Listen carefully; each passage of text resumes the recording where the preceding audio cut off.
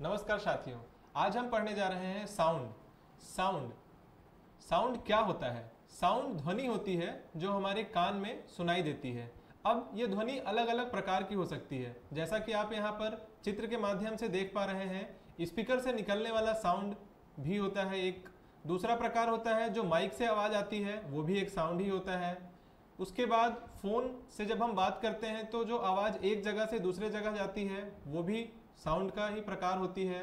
जब हम मंदिर की घंटी बजाते हैं तो जो ध्वनि निकलती है वो एक अलग प्रकार की होती है। जब हम एक दूसरे से सामान्यतया खड़े होकर के आपस में बैठ करके जब बात करते हैं तो भी वो ध्वनि होती है। आइए अब ये समझते हैं कि ध्वनि होती क्या है। What is sound? Sound is a form of energy that can be heard and travel in waves. अर्थात साउंड एक एनर्जी है, ऊर्जा का एक माध्यम है जो कि एक जगह से दूसरे जगह वेव्स तरंगों के फॉर्म में ट्रेवल करता है, पहुंचता है और जो हमारे कान सुनते हैं। ये वो एनर्जी है जो हमारे कान सुनते हैं और जो तरंग के फॉर्म में एक जगह से दूसरे जगह तक पहुंचते हैं। अब ये पहुंचते कैसे हैं? जब भी मैं किसी चीज़ पर कोई भी चीज़, जब मानिए एक मैं फोर्क लेता हूँ, उस फोर्क को मैं एक पेंडुलम से हिट करता हूँ, जैसा कि यहाँ पर पिक्चर में आप देख पा रहे हैं। ये पेंडुलम का एक शेप है।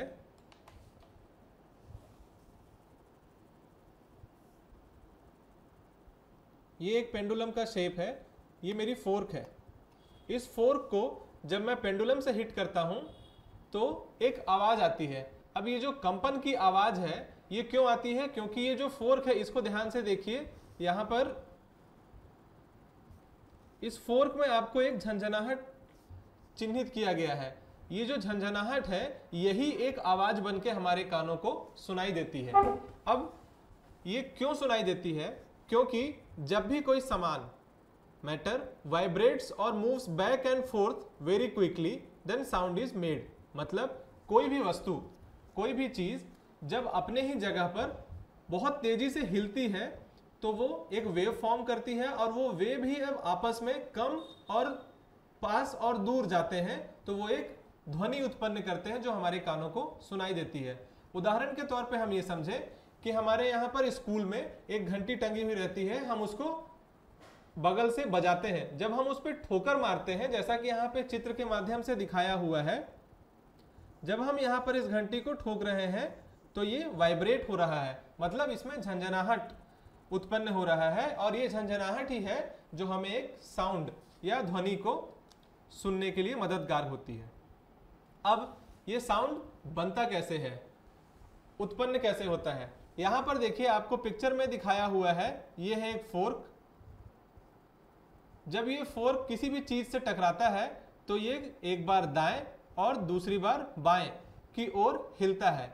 इसके कंपन से जो ये वेव्स हैं, जैसे मानिए एक स्थिर पानी में कभी आपको आवाज सुनाई नहीं देती, लेकिन आवाज कब सुनाई देती है? जब वो पानी में लहर बनते हैं। मान लीजिए समुद्र के किनारे पर आप खड़े हैं तो आपको जो पानी की कलकलाहट की आवाज सुनाई देती है वो इसलिए सुनाई देती है क्योंकि उस पानी में एक तरंग बन रही है जो ऊपर और नीचे की तरफ घटती और बढ़ती रहती है। बिल्कुल उसी प्रकार से यहां पर भी हम देख रहे हैं कि ये एक फोर्क है। ये फोर्क से कोई भी साउंड जनरेट नहीं हो रहा है, मतलब कोई भी ध्वनि उत्पन्न नहीं हो रही है जब तक कोई भी कंपन नहीं है यहाँ पर। मतलब यहाँ किसी भी लाइन को आप देखिए, कोई भी पास या दूर नहीं है, पहले केस। दूसरे केस में देखिए, ये जो फोर्क है ये बाहर की ओर फैला हुआ दिख रहा है। अब इसके बाहर के फैलने से क्या होता है? ये एक वेव फॉर्म बनाता है, तरंग उत्पन्न करता है। अब इस तरंग के उत्पन्न करने से ये जो लाइंस आपको देखिए, शुरुआत में आपको बहुत ही ज्यादा घनी दिख रही है और उसके बाद में आपस में दूर दूर चली गई हैं।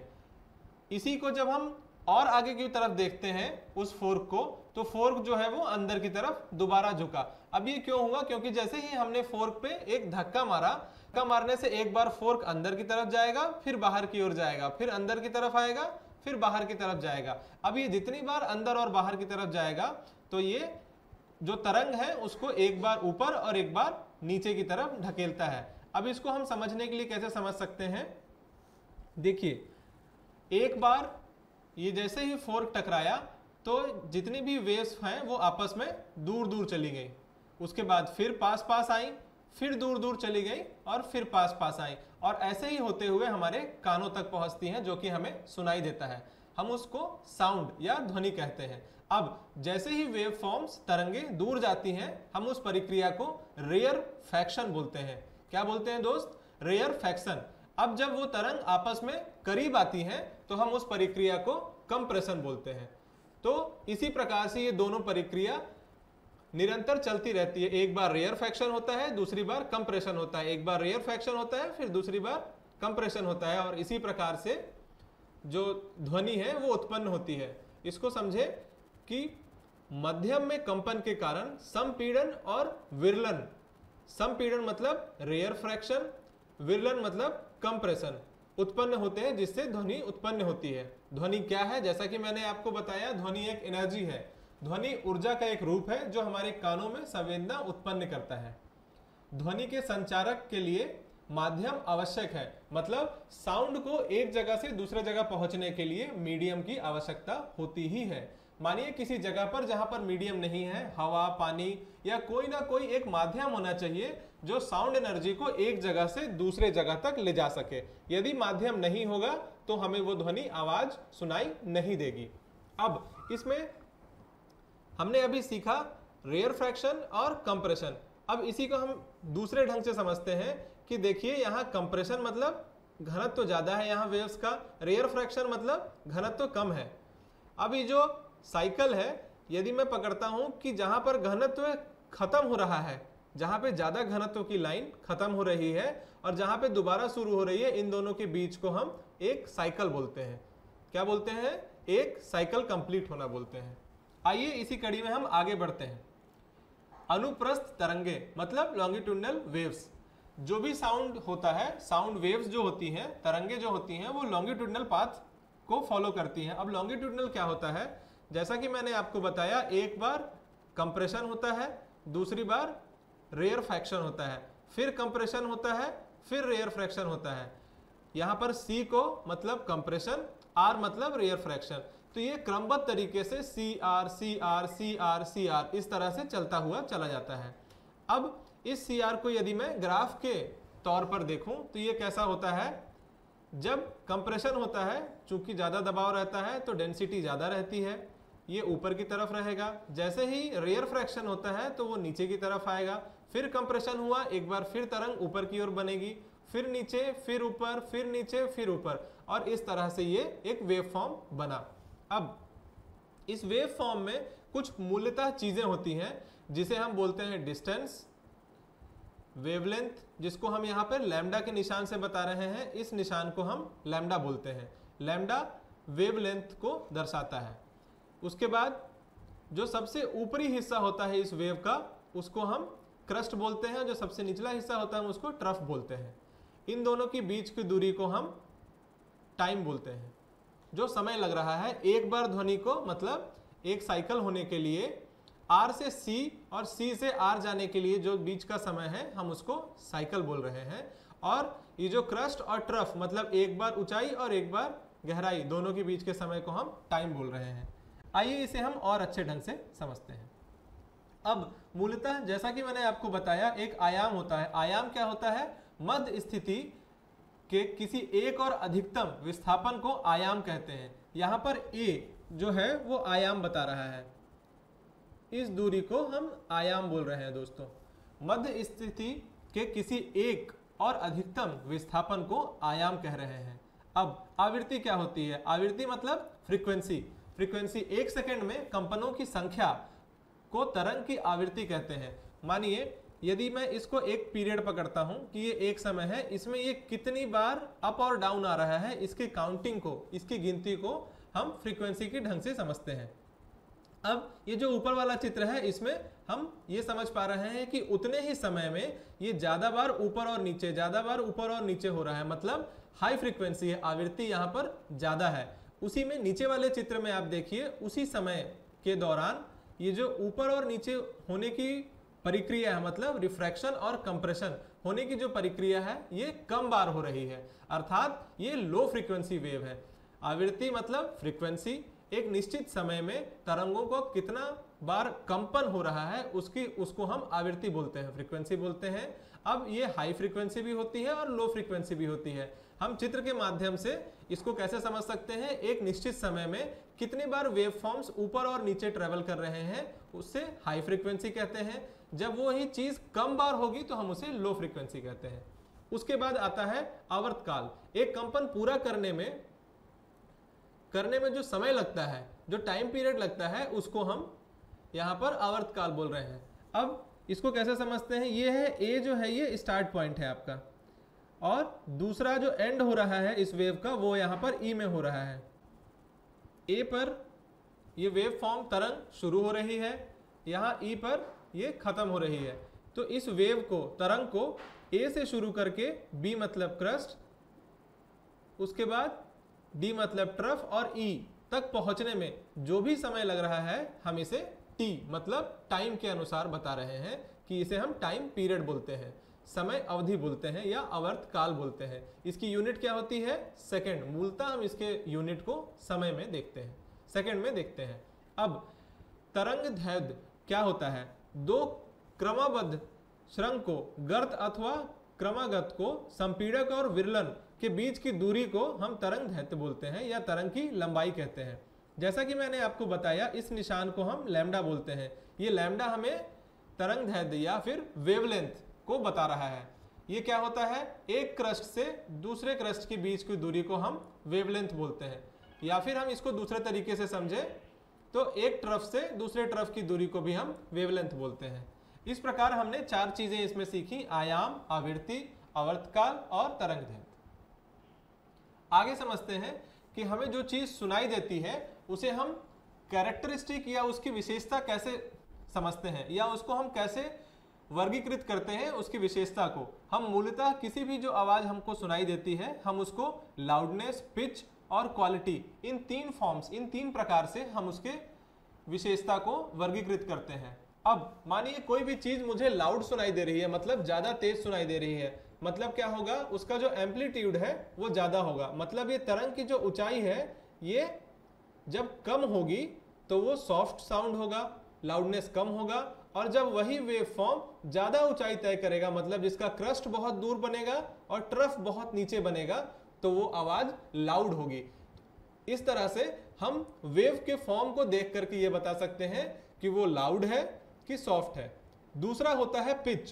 पिच क्या होता है, ये फ्रीक्वेंसी पे डिपेंड करता है। फ्रीक्वेंसी मतलब एक बार आपके वेव को शुरू और खत्म होने में एक लिमिटेड टाइम पीरियड में कितनी बार वो वेव फॉर्म दूरी तय कर रहा है, उसको हम यहाँ पे फ्रीक्वेंसी बता रहे हैं। जैसा कि आप यहाँ पे चित्र से देख सकते हैं, पहले वाले चित्र में लो और दूसरे वाले में हाई बताया हुआ है। ये जो पिच है ये फ्रीक्वेंसी पे डिपेंड करता है। तीसरा है क्वालिटी। अब ये क्वालिटी किस पे डिपेंड करती है, वेव फॉर्म या वेवलेंथ। अब इस क्रस्ट से दूसरे क्रस्ट के बीच की दूरी को हम वेवलेंथ बोल रहे थे। ये जितना ही स्मूथ होगा, जितना ही सरल, और या हम इस तरह से कहें कि ये तरंग जितनी ही साफ सुथरी दिखेगी उतनी ही उसकी क्वालिटी अच्छी होगी। क्लियरर मतलब अच्छी क्वालिटी, मिक्स्ड मतलब उसमें जितने जिगजैग पाथ बनेंगे वो उतना ही मिक्स्ड दिखेगा। इस प्रकार से हम ये समझते हैं कि जो विशेषता होती है ध्वनि की उसको मूलतः हम तीन तरीके से वर्गीकृत करते हैं, एक लाउडनेस, दूसरा पिच और तीसरा क्वालिटी। लाउडनेस को हम एम्पलीट्यूड से समझते हैं, पिच को हम फ्रीक्वेंसी से समझते हैं, क्वालिटी को हम वेव फॉर्म से समझते हैं। अब हम ये जानते हैं कि साउंड या ध्वनि कितने प्रकार की होती है। मूलतः जो ध्वनि होती है वो तीन प्रकार की होती है, एक श्रव्य ध्वनि, दूसरी अपश्रव्य ध्वनि और तीसरी पराश्रव्य ध्वनि। अब श्रव्य ध्वनि होती क्या है, श्रव्य ध्वनि वह होती है जिसे हम सहज रूप से सुन सकते हैं, जिसका यूनिट होता है 20 हर्ट्ज से 20 किलो हर्ट्ज तक की ध्वनि को हम सुन सकते हैं, इसे हम श्रव्य श्रेणी बोलते हैं। दूसरा होता है अपश्रव्य श्रेणी, इसको हम यूनिट की तरह से देखें तो कैसे होता है, 20 हर्ट्ज से कम आवृत्ति की ध्वनि को अपश्रव्य ध्वनि कहा जाता है। जहां पर आवृत्ति फ्रीक्वेंसी आपकी 20 हर्ट्ज से कम होगी उसको हम अपश्रव्य ध्वनि कहेंगे। 20 वर्ष से कम आवृत्ति की ध्वनि को हम स्पष्ट रूप से सुन नहीं पाते हैं, लेकिन हमारे ही बीच कुछ ऐसे जीव जंतु होते हैं जो इस ध्वनि को भी सुन सकते हैं, जैसे कि हाथी। अपश्रव्य ध्वनि को हाथी बड़े ही आसानी से सुन सकते हैं, लेकिन वो मनुष्य के सुनने के लिए नहीं है।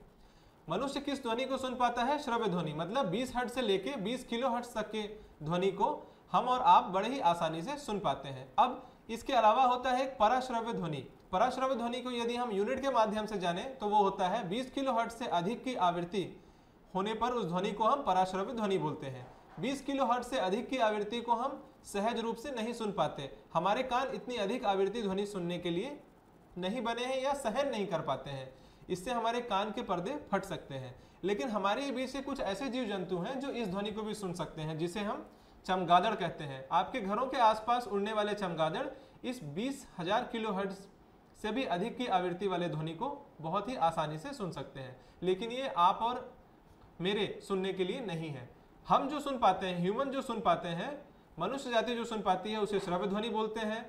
अपश्रव्य ध्वनि वो होती है जो बहुत ही धीमी होती है, 20 हर्ट्ज से भी नीचे होती है, जिसे हाथी और गैंडे सुन पाते हैं। उसके बाद होता है पराश्रव्य ध्वनि, जिसे चमगादड़ सुन पाते हैं, जो 20,000 किलो हर्ट्ज से अधिक की आवृत्ति की होती है। अब हम कोई भी ध्वनि, कोई भी आवाज सुनते कैसे हैं? मानव कर्ण की संरचना और कार्य अवधि को यहाँ पर हम दिखा रहे हैं। अब देखिए कि यहाँ पर हमारे कान को दिखाया हुआ है। इसमें ये जो हिस्सा है, ये हम सब एक दूसरे के कान को देख पाते हैं, लेकिन ये जो अंदर का हिस्सा दिख रहा है, ये हमारे आंतरिक कर्ण है, जो अंदर की ओर होता है। मूलतः कान को 3 भागों में विभाजित किया जाता है। एक बाहरी कर्ण जो हमें दिखाई देता है, दूसरा मध्य कर्ण और तीसरा आंतरिक कर्ण। ये आंतरिक कर्ण जो होता है, ये नसों के द्वारा हमारे मस्तिष्क या ब्रेन के साथ कनेक्टेड होता है। जो भी कोई चीज हमारे कानों तक बाहरी कर्ण से होते हुए आती है, आने के बाद एक हिस्सा होता है जिसे हम ईयर ड्रम बोलते हैं। यहीं पर एक झिल्ली लगी होती है जिसके कंपन से वो ध्वनि हमें सुनाई देती है। और इस ईयर ड्रम के साथ ही जो नर्व कनेक्टेड होता है, ऑडिटरी नर्व, ये नर्व हमारे मस्तिष्क को जाकर के संकेत देता है कि आवाज किस प्रकार की है, और हमारा दिमाग उसे फिर उस तरह से सोच करके बताता है कि आवाज जीव की है, जंतु की है, सामान की है, स्पीकर की है, माइक की है, कि किस चीज की है। तो हमारा कान मूलतः 3 तरीके से 3 भागों में विभाजित होता है। पहला बाहरी कर्ण, दूसरा मध्य कर्ण, तीसरा आंतरिक कर्ण।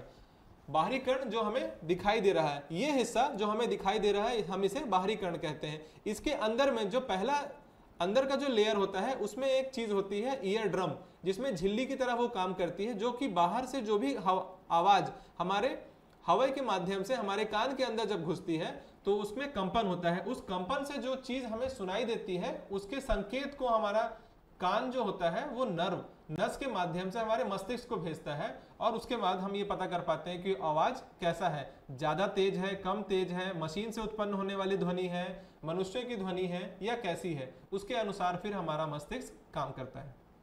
अब इसमें एक लॉ पढ़ते हैं, जैसा कि हमने लाइट के चैप्टर में पढ़ा था, वैसे ही बिल्कुल सेम लॉ है रिफ्लेक्शन ऑफ साउंड। अब जैसा यहाँ चित्र के माध्यम से आप देख पा रहे हैं कि ये ऊपर में ये गत्ता रखा हुआ है या फिर एक मेटल की शीट रखी हुई है। इस शीट के एक कोन बनता हुआ एक पाइप मैं ऐसे लगा देता हूं, दूसरा एक पाइप इस तरह से लगा दे रहा हूं। पहले वाले पाइप मतलब 1 और 2, पहले वाले पाइप के मुहाने पर यदि मैं एक अलार्म क्लॉक, जैसे हम सुबह उठने के लिए अलार्म क्लॉक लगाते हैं, उसी क्लॉक को हम यहाँ पर इसके मुहाने पर लगा देते हैं, इस पाइप के, और दूसरे मुहाने पर अपने कान को या अपने साथी के कान को लगा करके सुनने की कोशिश करते हैं। जब यहाँ से ध्वनि उत्पन्न होती है इस अलार्म क्लॉक से, वो कुछ इस तरह से जाती है, इस मेटल शीट के साथ वो टकराती है। टकराने के बाद एक कोन बनाते हुए वो हमारे मित्र या हमारे कान में आकर के सुनाई देती है। अब जो ये कोन बनता है, ये एंगल ऑफ इंसिडेंस आई, और ये जो दूसरा कोन बन रहा है, ये है एंगल ऑफ रिफ्लेक्शन आर। ध्वनि के केस में, रिफ्लेक्शन ऑफ साउंड के केस में आई इक्वल्स टू आर होता है। मतलब एंगल ऑफ इंसिडेंस और एंगल ऑफ रिफ्लेक्शन दोनों समान होते हैं, दोनों के कोण समान होते हैं। इस तरह से हम ये समझते हैं कि रिफ्लेक्शन ऑफ साउंड क्या होता है। जैसा कि प्रकाश के केस में भी हमने देखा था कि प्रकाश भी एक जगह से दूसरे जगह जाते समय बीच में रिफ्लेक्ट होकर के उसके कोण बदल जाते हैं, उसकी दिशा बदल जाती है। वैसे ही बिल्कुल यहाँ पर साउंड भी वैसे ही देखा जा रहा है। अब इसमें कौन सी वो चीजें होती हैं जो साउंड के रिफ्लेक्शन को बदल सकती हैं।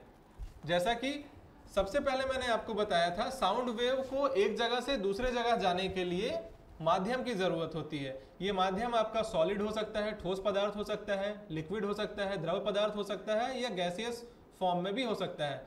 सॉलिड, जैसा कि मैंने आपको यहाँ पर बताया, ये जो है ये मेटल का एक पैड है, ये गत्ते का हिस्सा है, ये जो है ये सॉलिड है। तो इससे जब ध्वनि जाकर के टकरा रही है तो वो एक एंगल बनाते हुए हमारे कानों तक आ रही है। यहाँ पर एंगल ऑफ इंसिडेंस और एंगल ऑफ रिफ्लेक्शन। लेकिन उसमें जो सबसे ज्यादा ध्वनि रिफ्लेक्ट होती है वो सॉलिड के केस में होती है। किसी भी मेटल, दीवार, इन सब जगह से रिफ्लेक्ट होने वाले साउंड में सबसे ज्यादा हमें देखने के लिए मिलता है। दूसरा होगा लिक्विड, पानी, और तीसरा गैस। सबसे कम रिफ्लेक्शन जो है हमें वो गैस के फॉर्म में मिलता है। इसके बाद एक और चीज होती है जो स्पीड ऑफ साउंड को चेंज करती है, बदलती है। वो क्या होता है? तापमान। जैसे भी तापमान बढ़ता जाएगा स्पीड जो है वो भी बढ़ती जाएगी। अब वो ऐसा क्यों होता है? दूसरा जो फैक्टर होता है वो है डेंसिटी। डेंसिटी क्या होती है? घनत्व। घनत्व मतलब mass by volume, mass by volume. अब जैसे जैसे डेंसिटी बढ़ेगी वैसे ही मेरे साउंड की जो स्पीड है वो कम होती जाएगी, और इसी का विपरीत जैसे जैसे डेंसिटी कम होगा वैसे स्पीड बढ़ती जाएगी। अब यहाँ तापमान से हम कैसे समझ रहे थे कि स्पीड बढ़ता है? जैसे भी तापमान बढ़ता जाएगा, तापमान बढ़ने से उस द्रव्य की जो डेंसिटी है वो कम होती है। अब यहाँ पे डेंसिटी जैसे भी, घनत्व जैसे जैसे कम होता जाएगा वैसे वैसे स्पीड बढ़ता जाएगा। तो तापमान भी एक कारक होता है जो साउंड की स्पीड को चेंज कर सकता है या बदल सकता है। अब हम और आगे की तरफ समझते हैं कि कुछ ऐसी भी चीजें होती हैं जो हमारे साउंड के वेव जो होते हैं उसको एब्जॉर्ब करती है, मतलब अपने अंदर सोखती है। जैसे कि हमारे घरों में लगे हुए पर्दे, हमारे आसपास में कार्डबोर्ड, ये जो चीजें होती हैं, हमारे कपड़े, ये जो चीजें होती हैं ये क्या होती हैं? हमारे साउंड वेव को एब्जॉर्ब करते हैं। उदाहरण के तौर पर मैं आपको समझाना चाहता हूं कि जब भी हम एक खाली घर में खड़े होकर के कुछ भी आवाज करते हैं तो वो ज्यादा गूंजता है, ज्यादा तेजी से हमारे कानों में वापस लौट करके आके सुनाई देता है। मतलब क्या होता है?